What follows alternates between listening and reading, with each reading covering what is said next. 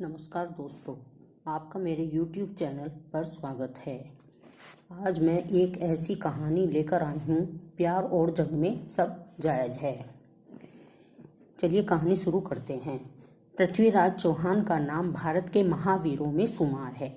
उनकी वीर गाथाएं आज भी राजस्थान के गलियारों में गूंजती है।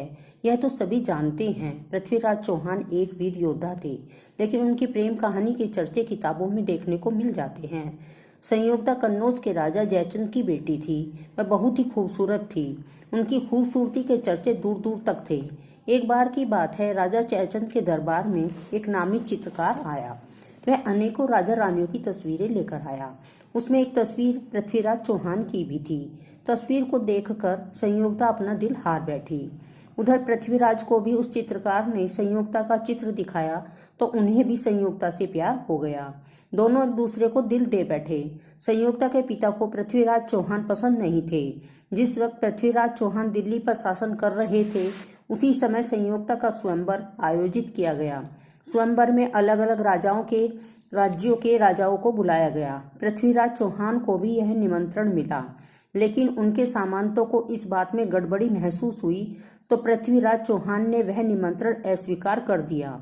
पृथ्वीराज के इस रवैये से राजा आग बबूला हो गए, जिसके बाद राजा जयचंद ने यज्ञ मंडप के दरवाजे पर पृथ्वीराज चौहान की मूर्ति द्वारपाल के रूप में लगवा दी। राजा जयचंद पृथ्वीराज को नीचा दिखाना चाहते थे, लेकिन हुआ तो वो जिसकी किसी ने कल्पना भी नहीं की थी। राजमहल में स्वयंवर किया गया, लेकिन संयोगता अपने पिता के इस फैसले से खुश नहीं थी। जब स्वयंवर हुआ तो संयोगता को किसी एक राजा के रूप में वर चुनने को कहा गया, तो संयोगता सब राजाओं के देखते देखते पृथ्वीराज चौहान के दरवाजे पर लगी मूर्ति को ही वरमाला पहनाने के लिए आगे बढ़ी ही थी कि पृथ्वीराज वहां पहुंच गए। यह देखकर संयोगता बेहद खुश हुई और उन्होंने पृथ्वीराज को वरमाला पहना दी। इसी के साथ दोनों का स्वयंवर पूरा हो गया।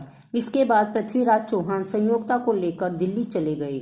इसके बाद राजा जयचंद ने दुश्मनी निभाते हुए बदला लेने के लिए अफगान के मुस्लिम शासक मोहम्मद गोरी को पृथ्वीराज पर आक्रमण करने का निमंत्रण दिया।